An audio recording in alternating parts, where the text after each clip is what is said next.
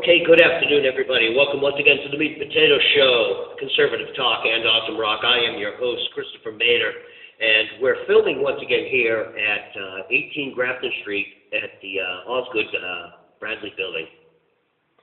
Here at the Liberty Clubhouse on the 4th floor, Brad Wyatt, who is also running for state representative, owns this place, and he's so gracious to let us come on here. And it is my pleasure to welcome to my show somebody who is not a politician. This woman has a fantastic story to tell about how she came to America. She's running for state representative of the 13th District here in Worcester County in Massachusetts. And I want to welcome to the show Jackie Kostas. Jackie, thank you for coming on the show. Oh, thank you for inviting me. I'm absolutely astounded that you're here. I know you're very busy with your campaign, and you've been doing a lot of door knocking and going out there. And Jim Knowlton asked me to have you on and talk to you. And you and I have, we're good friends. We've known each other for about a year or so now? Oh, yeah. Since the Tea Party, the whole thing. Yes. You have an amazing story to tell. The first question I want to ask you is how you came here to America. You and I had spoken one time when we were going up to one of Brad's events, and you told me the entire story. I thought it was a fascinating story, and I want you to just tell it for the camera, for the audience, and just tell us, how you came to America. And I've got a question about Peru too, and so go ahead. How did you get here? Well, more than 21 years ago, I came to United States many times. The last time that I came, it was to Miami, Florida. Then I met my husband. We married, and almost a year later, we moved to Worcester. He's from this city, from Greek parents, immigrants. And we established a family. In the year 2008, I became an American citizen. Good for you. Amazing. Yes, the year of the election. Wow. Yes, I got in time. You got in just in time. That's funny. And you were saying that, back then, when we were speaking off camera a few minutes ago, that you were able to, back then, actually donate to some campaigns. But, yes. But things are just so tough now. Go ahead. Well, I want to say something. Go ahead. And since I came to this country, I feel attached with the Republican Party. Sure. From the beginning. The year 2008, when I became a citizen, I started giving donations frequently. Yes, I could afford it. Right now, 2014, for me, it's very difficult to do those donations frequently like I used to be. Sure. Because that money, for me, represents the gas to bring me work. Sure. Or the budget for my groceries or other things that I need. Yeah, just paying a bill for crying out loud. Everything has changed dramatically in our pockets, big time. It's now, and you're working. You're working full time. I'm sure is your husband working too? Yes. So I mean, you guys actually have an income stream, but even you are feeling that pinch. Yes. Just on everything. Can you imagine what it must be like for somebody who's unemployed, and not only unemployed, but somebody who's been so unemployed for so long that they're just out of the job market? I mean, it must be incredible. Is this one of the reasons why you decided to run? 3 years ago, I used to work in Sam's Club, which belongs to the Walmart company. I decided to be transferred to the Walmart in Worcester. Was a completely different customers. Mm-hmm. I used to hear about the welfare, the problems with those EBTs, and the store in Worcester. I faced the reality of the city, the state, and the country. Mm. And that store, I would say more than 90% of the customers are under the welfare EBT debit cards. Isn't that incredible? And you see this because you're right there. You know, when people talk about, oh, it's not true. There aren't that many people. You work in retail. You see that. You see those people coming up every single day. Yes. You see it all the time. Every day before I get in the registers, I had to take a couple pills for headache to handle so much corruption over those EBT debit cards, because you have to understand those EBTs, food stamps, are debit cards. The people have cash available, and they tell you they can do whatever they want with the cash they receive. Sure. And nothing stops them to purchase whatever. They purchase, well, let's say, but not that I think Sam's Club actually sells cigarettes or anything, but one of the things I always did part-time is I always worked convenience stores, and I always run into that myself. They'll come in, and they'll buy a whole bunch of junk food, and then they'll try to do cigarettes, and one of the stores I worked in actually sold alcohol, so, you know, beer and wine. So they were trying to do it all on the EBT card, and because they did have money, and because you're right, it works as a debit card. Exactly. Yeah, there it goes. Because the government made those food stamps, EBT, change to a debit card, the way that welfare doesn't feel, how you say? Yeah, they lowered the standards. Exactly. They lowered the standards, and there's less restrictions. Years ago, my mother, back in the 70s when divorce was just becoming, it was still a stigma, but in the 70s in America, it was becoming a big thing. And there was a time when my own mother had to go on welfare, and she was on food stamps, and back then we had the old-fashioned food stamps, you peel them out of the booklet, and all you could do was buy food. That's it. That's all you could do with them. My mother was ashamed that she had to do that, and she would always tell me, you know, don't talk about this. You know, this is between us. Keep it quiet. But today, it's so mainstream now. It's a career. It's a career. Yes. That's unbelievable. And they don't feel ashamed to tell you what are they doing with the money they have in the food stamps EBT as a food code, Sure, right. and with the cash. Right. They don't feel ashamed to tell you what's the plan they want to do with that. I've seen it too. And my eyes simple get bigger. It was a big awakening for you. Frustrated. Sure. And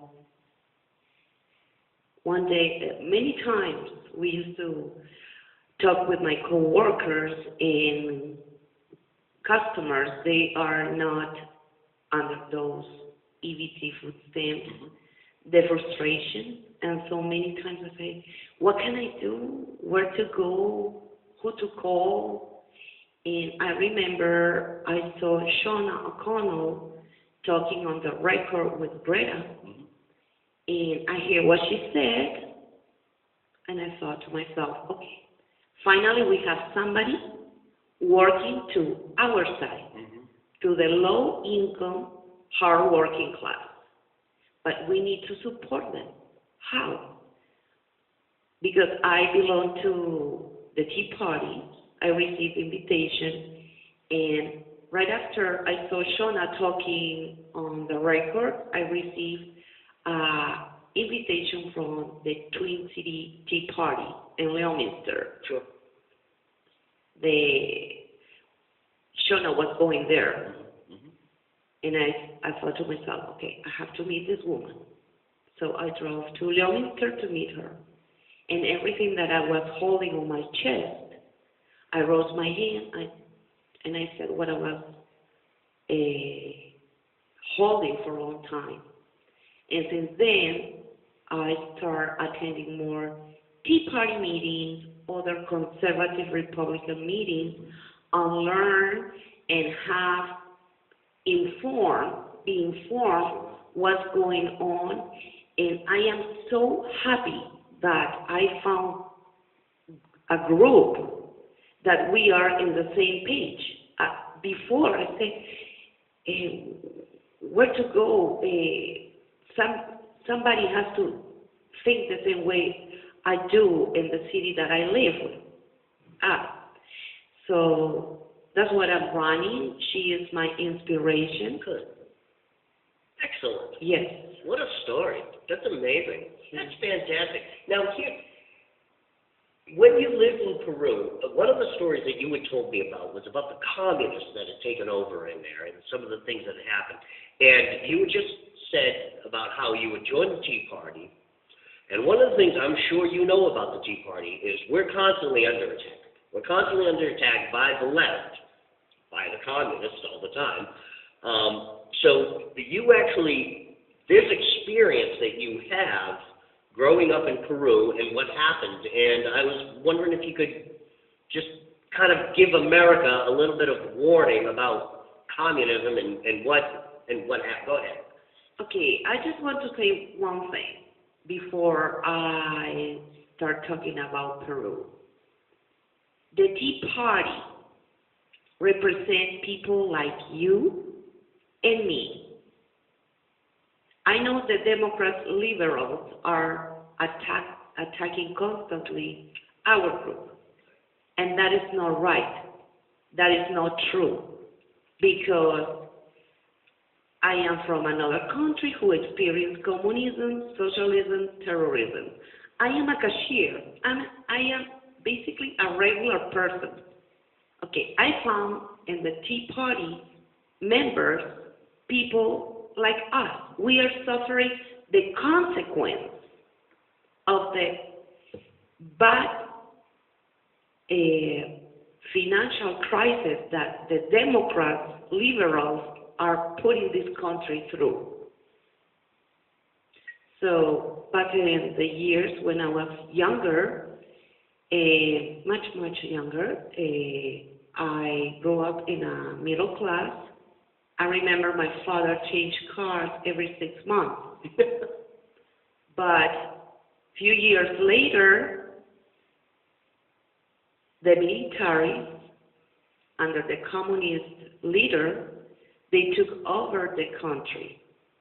They went over industries, factories, business, land, and over the media, TV, radio, magazine, newspapers. They went over these people's homes, took them, drove them to the airport, and kicked them out of the country. Yes. And those old days, you weren't allowed to walk later of 8 o'clock in the afternoon, in the night, I mean. Drive your car 3 times a week. Jesus. Making long lines to get basic groceries. In Latin America, we eat rice. They give a package for each person for 15 days, no? A bottle of oil, milk. They control the basic groceries. And a few years later,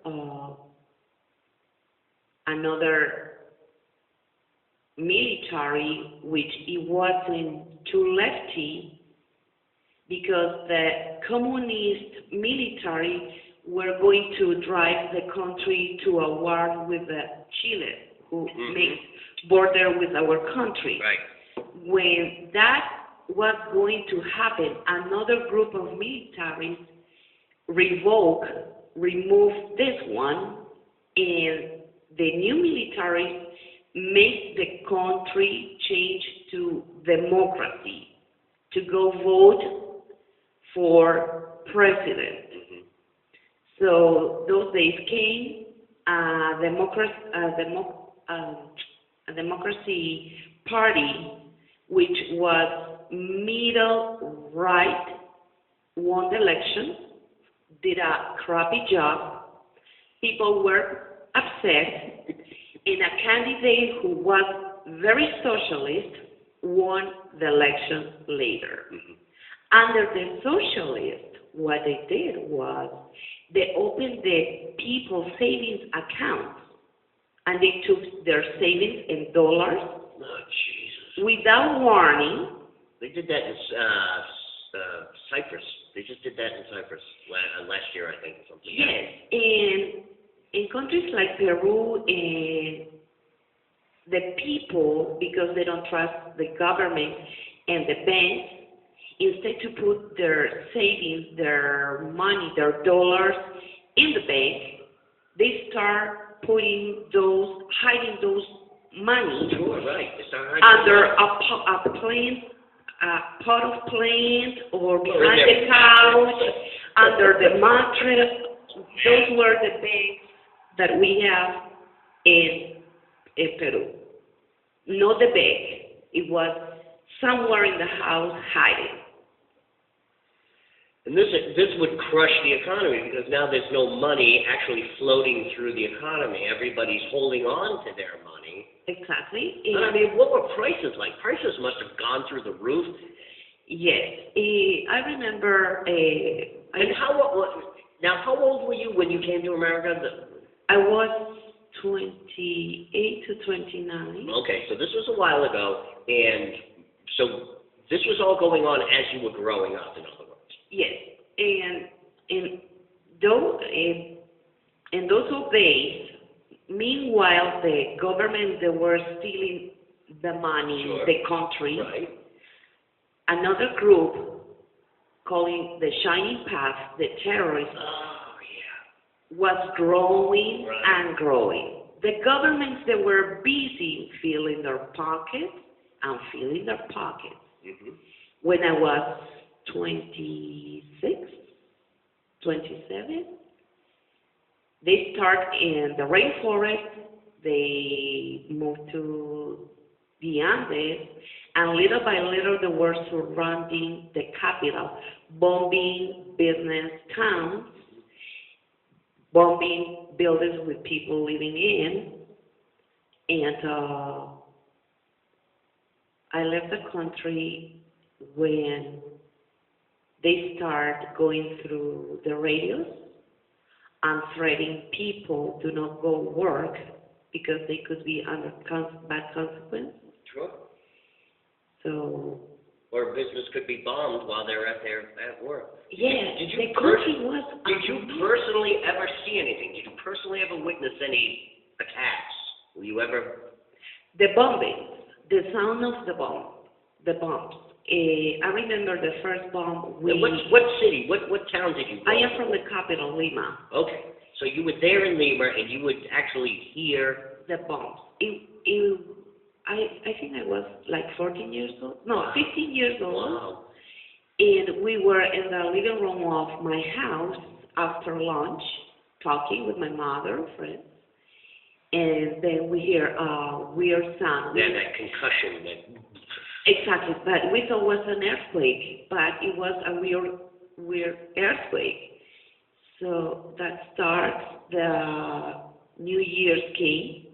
Everybody goes to a party, and they blow the electricity in the capital. From there they start once a month, twice a month, more often and more often, keeping the country in darkness. We used to go to the movies or going to the club for dancing, and we could hear the bomb sound, Wow. and everything is stopped. No more movies, so the movies had to close. No more clubs because people were afraid. What did this do for? I mean, you couldn't even get up in the morning and say to yourself, well, I'm going to work today. You must have said to each other, oh, well, are you going to work today? I don't know if I'm going to work today. Is my work still there? You know something? That kind of living became like a routine. Yeah. Yes. They were bombing in the morning, bombing in the night, people walking. If it was your turn, well, it was your turn. And you knew which areas to stay away from. And there were probably, you might not want to go down that street at about 2 o'clock this afternoon. Stay away from that area down there. And then sure enough, about 2:15, a bomb would go off somewhere. It's like, I told you, stay away from that area. Yes. It was very sad. We have two major terrorist groups, the Shining Path and the Tupac Amaru. But Who was the other one? I'm sorry. Tupac Amaru, that group, What does that mean? Do you know? it's the name of an Inca revolutionary. Oh, really? Those old days, and they call themselves Tupac Amaru. And the Shining Path was very brutal, was one of the most brutal in Latin America. With the kidnapping? They must have done kidnapping. They went through little town states, grabbing the governors and policemen and executing in the plazas, shooting them, killing. They were very savage, killing governors and authorities. You couldn't find a policeman in the capital at all. Really? Yes, it And was. what was crime? I mean, now that these guys are running rampant, I mean, crime must have gotten out of control. Out of control. Because you don't have police just patrolling the streets anymore. Everything was under control. You want to find a tire for your car, you have to meet someone who sells tires and put your name on the list for one tire or maybe two tires. That's the way I left Peru. It was very hard to find a tire. Just to find food, just to find a tire. Exactly. Here in America, you can just go down to a corner store and you have everything you want. Yes. And also, how many thousands of college graduate students, for example, an engineer or a doctor graduated, couldn't find jobs, and they end up as a teller in a bank for a very low wage. That sounds familiar. That's happening today here in America. Exactly. I mean, people are getting out of college with incredible degrees. Yes. There's no job. And the government is giving away those free free tuition. Okay, when they end up, where they gonna get a job? They're throwing the loans. The student college, they're gonna afford to pay those loans. Knocking doors, we met a guy with 3 boys graduate from WPI. The 3 boys couldn't find jobs yet. Certainly. And they have to pay loans. They have to pay the loans. That's right. Okay. So I don't think the liberals, Democrats, are actually for the low-income, hard-working class, middle class at all. They are making our life very difficult. Yeah. We don't see improvement at all at any level. But when they're talking about the unemployment is shrinking, they might talk about jobs in the government. Sure. That doesn't mean that unemployment shrinks. And they never count what you and I talked about earlier. They never count the amount of people that have their benefits have run out. They're actually just moved off of the statistical chart. Exactly. Their benefits have run out. They still haven't found a job. It's almost like a no man's land. Exactly. So they coded the reality. Yeah, they sugarcoat it. Exactly. Well, there's only so many people. Let's say, what was it? I think there's only 200,000 that signed up for unemployment this month, down from last month. But that's the people that actually signed up for unemployment. They don't include the millions of people that they're off the chart now. Their benefits are out there. They're off the statistical chart now. I am not an expert, but I listened. I observe, and I am in touch with real people who are living day by day, check by check, and the checks are getting short. Mm.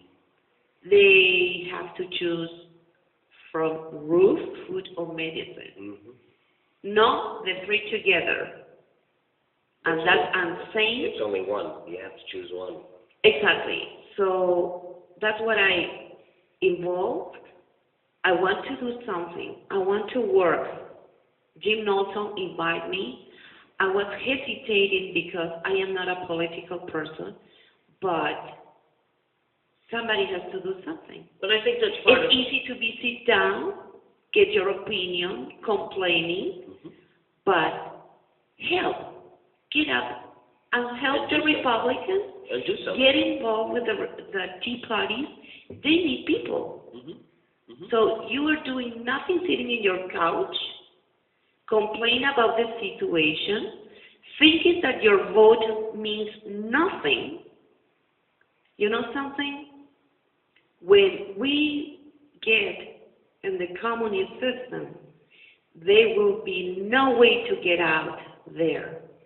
When you decide to give your vote and make your voice heard, it's going to be too late, very too late. It's incredible. It's incredible. I think part of the problem is that everybody thinks that it's up to a politician to solve the problem, when the politicians themselves are creating the problems. People like you, people like me, and somebody like Brad who's also running, these guys, we're not politicians. No. But we have to live Exactly. in this mess that they create. Yes. So it is up to us it's up to us to solve these problems. Yes, and the people think, do you think people like you, me, Brad, and the other state representatives wouldn't do something better to be involved in of course, this? yeah, because there's lots of things we'd rather be doing, right? Exactly. Somebody has to do something. Sure. And if we are involved to be the voice of others, please, the others support us. And the other thing, too, is regardless of how the campaign shakes out, whether you win or whether you lose, what is important is that we continue to do it. Is that even in 2016, when the next election cycle comes around, we do this again. We just keep doing it, and we keep hammering and keep hammering and keep hammering. Eventually, something's going to change. Eventually, something's going to crack. Let's say that you get elected. What are some of the things you would like to see change? What are some of the things that you would like to introduce? Have you thought about this? Oh, yes, many times. Sure. Well, go ahead. Welfare reform, EBT reform. I don't want to see 3 full carriages of the most expensive food, and behind them, an old lady who worked all her life is struggling financially, and she has to choose raw food or medicine. I don't want to see that, because I could see in that old lady a person like me too in the future. I don't want to see that. I don't want to see those EBTs, and hence they can afford very expensive shoes, very expensive clothing, purses, jewelry, talking about cruises they were taking for vacations. Yep. I don't want to see that. I am not a candidate for those people. I want to repeal the tax on the gas. It's very important because, again, that will affect us tremendously. That will be attached with the inflation. Sure. Inflation goes up, that goes up. It becomes a vicious circle, Exactly. and it never stops. Yes, and they say to repair roads. Right. No, that's to repair more their pockets. And you came from Peru. You saw that. You know Exactly. I used to work for a lawyer who was attached with the corrupted socialist government. My office was one of the privilege and benefit. Wow. No, yes, I saw through my hands a lot of fraud and waste, big time. I'm not talking about thousands. Millions. I carry in my purse a lot of money to deposit in a special account. I was 21 years old. No way! And I look at 50-year-old girl taking a taxi, going to a bank and deposit that money in a special account. So what was it? Was it American dollars? They were dollars. In Peru, everything is about dollars. Wow. Yes. So you lived it, and now you're seeing it here. Exactly. It's all happening is it like a bad dream that you can't wake up from? Yes, I can't believe it. And I mean, you came here wanting to live free, and you heard, oh, America, you got to go to America, go live in America. And now that you're here, it's like, wait a minute. This sounds familiar. This sounds very familiar. Yes. I've heard this song before.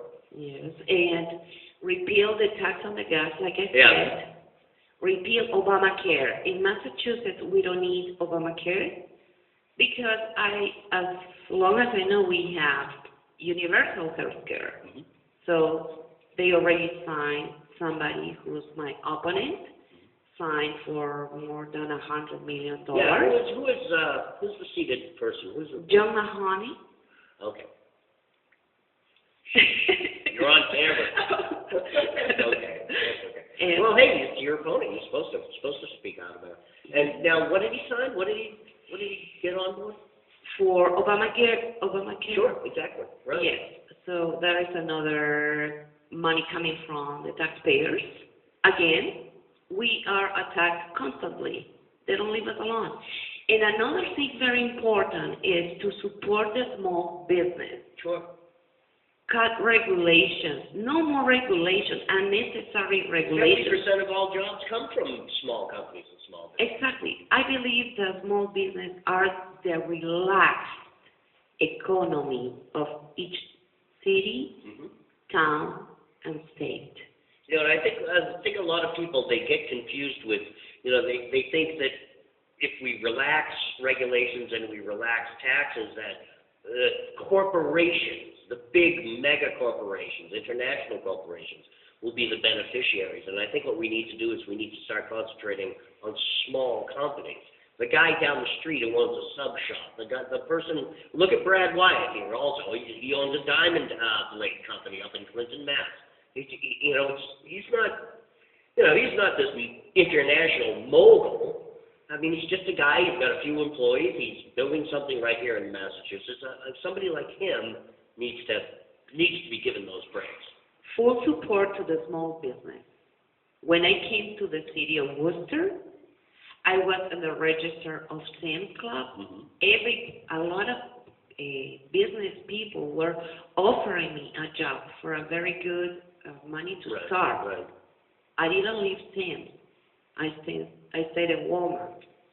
Right now, there are no jobs. They are paying you. And you probably don't see those people anymore. No. Right. There are no more offers because they are choking with regulations. Right. Businesses are closing doors. And that's very important for me. And another thing is no entitlements to the illegals. We work That's interesting. long hours. Go ahead. Go and into our feet You're an to immigrant. support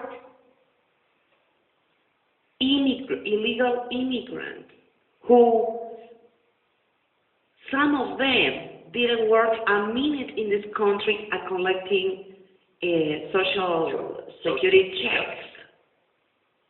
And And they your have, babies too. yes, and they have everything paid. Roof, medicine, food, cash. Or EBT. Exactly. How does that make you feel? I mean, you worked hard to become a citizen. You took the citizenship training. You took that test. You became an American citizen. How does that make you feel? It makes me feel small because, unfortunately, I call them the welfare elite. These welfare elite treat the hard-working class like a third class. Right. Make our work very difficult. When we see young ladies, professional, very well dressed, using EBT debit cards, purchasing more than $400 in cereal, and the client shipping those cereals to Dominican Republic as donations. Yep. Okay, when I see that, I think to myself, should I throw the towel and give up? Well, many Americans are thinking the same way like me, but no. The only way to make your voice heard is the vote. I hear many times, oh no, it's a wasting time, nobody listens. Okay, get your information, get your analysis of each candidate, use your common sense, and make your vote. Right. That makes the difference. Not for the person who speaks very nice, very smoothly, like the guy who says, yes, we can hope and change. Jackie, thank you for coming on to the show. This has been an amazing conversation. I just want to see something. Go ahead. I live in America. I am an American. I don't want to change fundamental, transform America, period. God bless you all. Thank you. Thank you. Thank you.